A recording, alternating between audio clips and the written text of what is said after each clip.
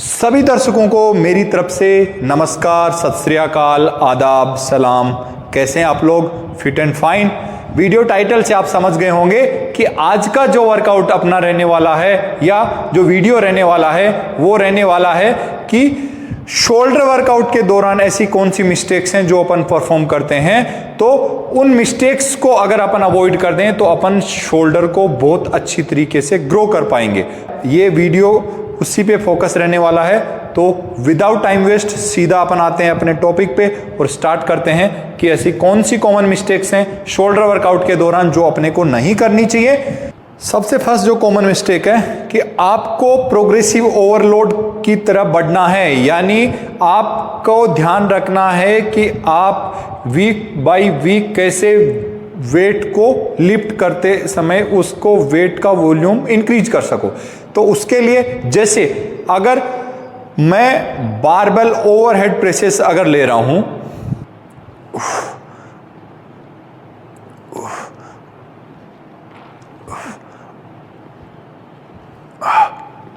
इस तरीके से डंबल से परफॉर्म कर रहा हूं, दोनों में जिसमें आप कंफर्टेबल हो उसमें आप अपना वेट इंक्रीज कर सकते हो। अगर आप बारबेल में उतनी मोबिलिटी नहीं फील कर पा रहे हो, फ्लेक्सिबिलिटी बॉडी में नहीं फील कर पा रहे हो, आप डंबल के थ्रू भी जा सकते हो, बट आपको जो मोटिव है वो है प्रोग्रेसिव ओवरलोड। अगर आप एक्सरसाइज परफॉर्म के दौरान आपके नी बैंड हो रहे हैं तो आप सिटिंग करके भी ट्राई कर सकते हो। तो करेक्ट वे से आपको कैसे प्रोग्रेसिव ओवरलोड की तरफ आप बढ़ सकते हो, अपना वेट वीक बाय वीक कैसे इंक्रीज कर सकते हो, वही आपको ध्यान रखना है। वो आपके शोल्डर को ग्रो करने में बहुत अच्छा योगदान देने वाला है। अपनी एक्सरसाइज का चुनाव अपनी स्ट्रेंथ अकॉर्डिंग और अपनी बॉडी की फ्लेक्सिबिलिटी के हिसाब से चूज कीजिए।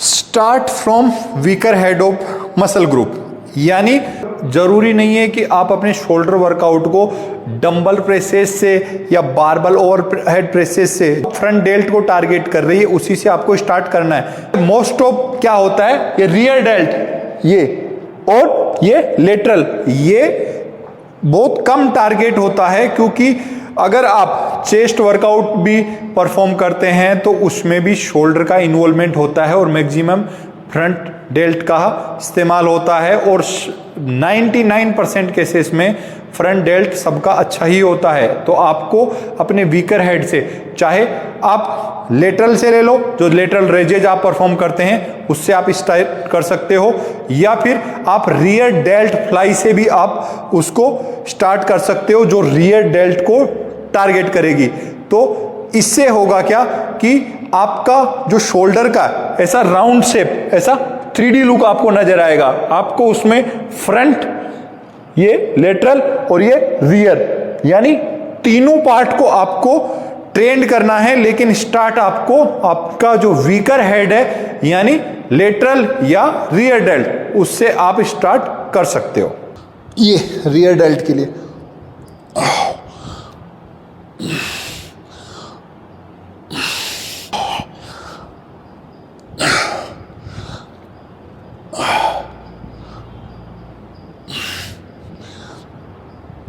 यानी आप अपने वीकर हेड से स्टार्ट कर सकते हो, लेटरल से स्टार्ट कर सकते हो, रियर डेल्ट को टारगेट करते हुए आप स्टार्ट कर सकते हो। उसके अकॉर्डिंग आप अपने वर्कआउट की शुरुआत कर सकते हो। नेक्स्ट आपको ध्यान रखना है train twice in a week, यानी शोल्डर को हफ्ते में 2 बार आपको ट्रेन करना चाहिए, तभी आपका शोल्डर बहुत अच्छी तरीके से ग्रो कर पाएगा। आप दोनों वर्कआउट्स में, यानी वीक के फर्स्ट पार्ट और सेकंड पार्ट में चाहिए तो आप वेरिएशन रख सकते हैं एक्सरसाइज का और वेट का वॉल्यूम का, बट आप ध्यान रखो कि आपको वीक में 2 बार ट्रेन करना पड़ेगा अपने शोल्डर को, तभी आपका शोल्डर अच्छी तरीके से ग्रो कर पाएगा। अगर आप वीक के फर्स्ट पार्ट में अगर शोल्डर को ट्रेन कर रहे हैं तो आपका जो फेलियर रेप्स है वो 8 से 10 आना चाहिए, और अगर सेकेंड पार्ट में आप उसको ट्रेन कर रहे हैं तो आपके जो रिपीटेशन है वो 12 से 15 भी आएंगे तो भी चलेगा। वेट का वॉल्यूम और रिपीटेशन आप इस तरीके से वर्कआउट में प्लान कर सकते हैं बट आपको वीक में 2 बार शोल्डर को अच्छी तरीके से ट्रेन करना पड़ेगा, तभी आपका शोल्डर ग्रो करेगा। शोल्डर को ट्रेन करते समय भी आपको एक चीज़ का ध्यान रखना है कि जो इसके नेगेटिव्स हैं वो आपको स्लो परफॉर्म करने हैं। तो कीप टेंशन इन मसल। वो कैसे? अगर आप इस तरीके से अगर परफॉर्म कर रहे हो, ये जो नेगेटिव जो नीचे आएगा तो वो ये 1 2 3 इस तरीके से स्लो आएगा। Again lift 1 1 2 3 lift 1 2 3 lift 1 2 3। यानी जो डाउन, अगर डंबल मेरा डाउन आ रहा है तो स्लो आ रहा है, वो 3 सेकेंड लग रहा है उसको नीचे आने में, और जब लिफ्ट कर रहा हूं तो 1 सेकेंड में आप जा रहा है। उसमें भी झटका नहीं देना आपको। तो आपका एक रेप कंप्लीट हो रहा है 4 सेकेंड में। उससे क्या होगा, आप इसको रेप का टाइमिंग अगर थोड़ा स्लो डाउन करेंगे तो उससे जो मसल का टेंशन टाइमिंग है वो आपका 40 सेकेंड से 50 सेकेंड तक पहुंच जाएगा, और वो बहुत अच्छा है हाइपरट्रोफी या मसल बिल्डिंग के लिए। Avoid heavy weight lifting. आपको हेवी वेट लिफ्टिंग से भी बचना है। जैसे अगर आप हेवी वेट के साथ जैसे barbell overhead presses behind the neck अगर परफॉर्म करोगे तो वो आपको इंजरी भी कर सकता है। सेकंड, ये अगर फेसफुल आप हेवी वेट लिफ्टिंग के साथ करोगे तो आप स्विंग होगे, यानी आपका जो वर्कआउट में फील ही नहीं आएगा। इसके लिए आपको हेवी वेट लिफ्टिंग से बचना है, तभी शोल्डर को बेहतर तरीके से ट्रेन कर पाओगे और तभी आपका शोल्डर अच्छा ग्रो होगा। Avoid cheating movements too early. यानी आपको अगर चीटिंग मूवमेंट सेट को कंप्लीट करने के लिए ही अगर आपको परफॉर्म करना है तो वो बहुत गलत मिथ है। आप सेट को एक्सटेंड करने के लिए चीटिंग मूवमेंट परफॉर्म कर सकते हो, बट सेट को कंप्लीट करने के लिए नहीं। जैसे अगर आप ये लेटरल रेजेज स्लो,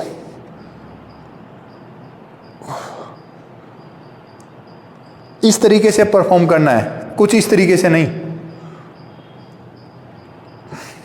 यानी आपके मसल पे वो टेंशन आएगा ही नहीं। तो बेटर है आप पूरा कंट्रोल तरीके से इसको परफॉर्म करें। अगर आपको इसमें नहीं कंफर्टेबल हो रहे हैं, आप बैठ के सिटिंग भी कुछ इस तरीके से आप परफॉर्म कर सकते हैं। ये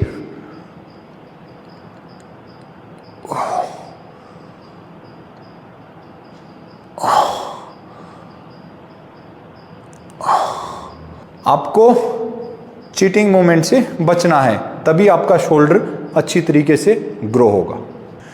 नेक्स्ट जो कॉमन मिस्टेक होती है वो होती है कि focus on all heads off shoulder. यानी आपको तीनों हेड, यानी ये फ्रंट, लेटरल और ये रियर, तीनों हेड को टारगेट करना पड़ेगा, तभी आपका शोल्डर ग्रो होगा, एक लुक में आएगा, 3D शोल्डर के लुक में। Focus on all heads off shoulder, front, rear and lateral, तभी आपकी शोल्डर अच्छी भी बनेगी और दिखेगी भी अच्छी। Breath movement and muscle mind connection. Muscle mind connection बिल्कुल होना चाहिए, ब्रेथ मूवमेंट भी मस्ट है। आप सांस ब्लॉक करके वो एक्सरसाइज उतने बेटर तरीके से कर ही नहीं पाओगे, आपको कॉन्ट्रैक्शन का कोई ठिकाना ही नहीं रहेगा। बेटर है आपका ब्रेथ मूवमेंट होना चाहिए। जहां जहां आप against the gravity weight lift करो, आपको ब्रेथ आउट करना है और इनहेल भी करना है। और मसल माइंड कनेक्शन बिल्कुल होना चाहिए। आपको पता होना चाहिए कि आप अगर शोल्डर प्रेसेस कर रहे हो तो आपके माइंड को भी पता होना चाहिए कि भाई आप शोल्डर प्रेसेस ही कर रहे हो। वो ही इंपॉर्टेंट रहता है कि आपकी वो जो मसल है उसकी ग्रोथ कैसी रहती है। तो अगर आपको मसल को माइंड से फील करने में प्रॉब्लम हो रही है, आप उस एक्सरसाइज को थोड़ा स्लो डाउन करो, अपना ध्यान उस पर लगाओ। ऐसा नहीं कि आप वर्कआउट कर रहे हो, मोबाइल पे ध्यान लगा हुआ है, कहीं और ध्यान लगा हुआ है, उसको आप अवॉइड करो। पूरा फोकस अपने वर्कआउट पे करो, उसको फील करो, तभी मसल माइंड कनेक्शन आपका बनेगा और आपका शोल्डर बहुत अच्छी तरीके से ग्रो हो पाएगा। Use variation in exercise and sets, यानी आपको अपने वर्कआउट पैटर्न में एक्सरसाइज का वेरिएशन भी रखना है और सेट्स में वेरिएशन भी रखना है। आपको drop set, super set week में एक बार तो परफॉर्म करना ही है, उससे आपकी मसल ग्रोथ बहुत अच्छी होने वाली है। और सेकंड एक्सरसाइजेज में वेरिएशन आपको रखना है। अगर आपने बारबल ओवरहेड प्रेसेस ली तो सेकंड टाइम आप डंबल ओवरहेड प्रेसेस ले सकते हो, आप सिटिंग ले सकते हो, स्टैंडिंग ले सकते हो। अगर रियर डेल्ट के लिए चेस्ट सपोर्टेड फ्लाई ले रहे हो या फिर फेसफुल ले रहे हो, उसमें भी आप वेरिएशन रख सकते हो। और सेम उसी में वेरिएशन आप सुपर सेट और ड्रॉप सेट के द्वारा ऐड कर सकते हो। और ट्राई करने के लिए जाइंट सेट भी आप ट्राई कर सकते हो। इससे क्या होगा, आपकी जो वर्कआउट पैटर्न में वेरिएशन आएगा, आपकी मसल को अच्छी तरीके से वो टेंशन मिलेगा, उसके जो टिश्यूज फाइबर्स अच्छी तरीके से ब्रेक डाउन होंगे और अच्छा न्यूट्रिशन लेंगे तो वो अच्छे रिपेयर भी होंगे और फिर आपका शोल्डर बहुत अच्छा ग्रो होने वाला है। तो ये था आज का वर्कआउट वीडियो जिसमें अपन ने देखा कि शोल्डर वर्कआउट के दौरान अपन क्या कॉमन मिस्टेक्स परफॉर्म करते हैं। तो इन सब वर्कआउट मिस्टेक्स से बचते हुए आपको वर्कआउट परफॉर्म करना है, अच्छा वर्कआउट करना है, अच्छा न्यूट्रिशन लेना है, अपने आप को फिट रखना है और मेरे साथ यूं ही बने रहना है। तो कैसा लगा आज का वर्कआउट मुझे जरूर बताएं।